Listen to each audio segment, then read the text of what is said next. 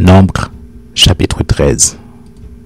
L'Éternel parla à Moïse et dit, « Envoie des hommes pour explorer le pays de Canaan que je donne aux enfants d'Israël.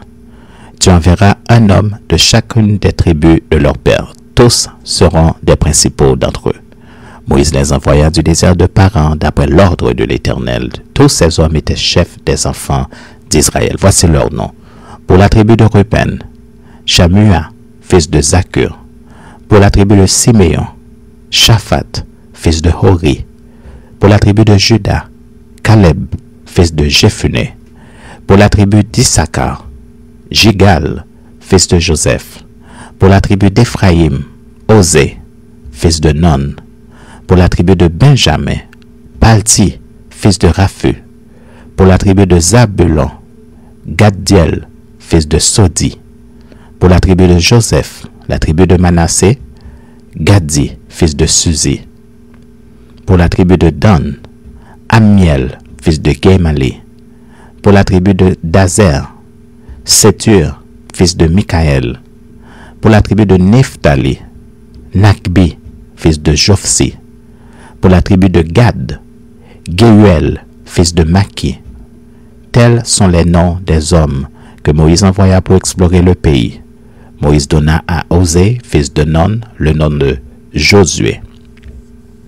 Moïse les envoya pour explorer le pays de Canaan. Il leur dit, « Montez ici par le midi, et vous monterez sur la montagne.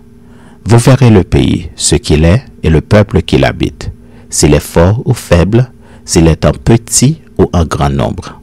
Ce qu'est le pays où il habite, s'il est bon ou mauvais, ce que sont les villes où il habite, si elles sont ouvertes ou fortifiées, ce qu'est le terrain, s'il est gras ou maigre, s'il y a des arbres ou s'il n'y en a point. Ayez bon courage et prenez des fruits du pays. » C'était le temps des premiers raisins. Ils montèrent et ils explorèrent le pays depuis le désert de Tsin jusqu'à Rehob sur le chemin de Hamath. Ils montèrent par le midi et ils allèrent jusqu'à Hébron où étaient Ahiman, Sheshaï et Talmaï, enfants d'Anak. Hébron avait été bâti 7 ans avant Tsoar en Égypte. Ils arrivèrent jusqu'à la vallée de Shkol, où ils coupèrent une branche de vigne avec une grappe de raisin qu'ils portèrent à deux au moyen d'une perche. Ils prirent aussi des grenades et des figues. On donna à ce lieu le nom de vallée d'Eshcol, à cause de la grappe que les enfants d'Israël y coupèrent. Ils furent de retour de l'exploration du pays au bout de 40 jours. À leur arrivée, ils se rendirent auprès de Moïse et d'Aaron et de toute l'assemblée des enfants d'Israël à Kadès, dans le désert de Paran.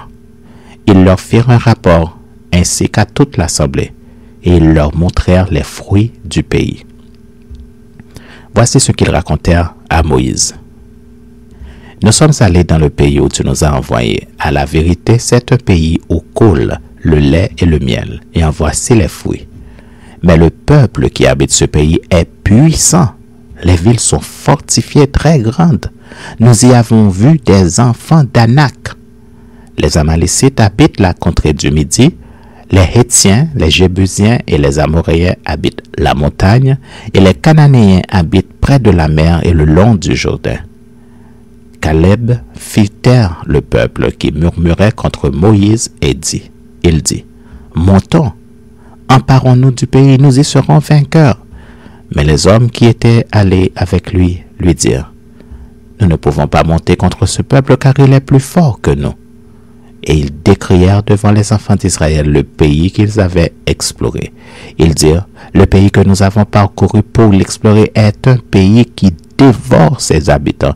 Tous ceux que nous y avons vus sont des hommes d'une haute taille, et nous y avons vu les géants enfants d'Anak, de la race des géants.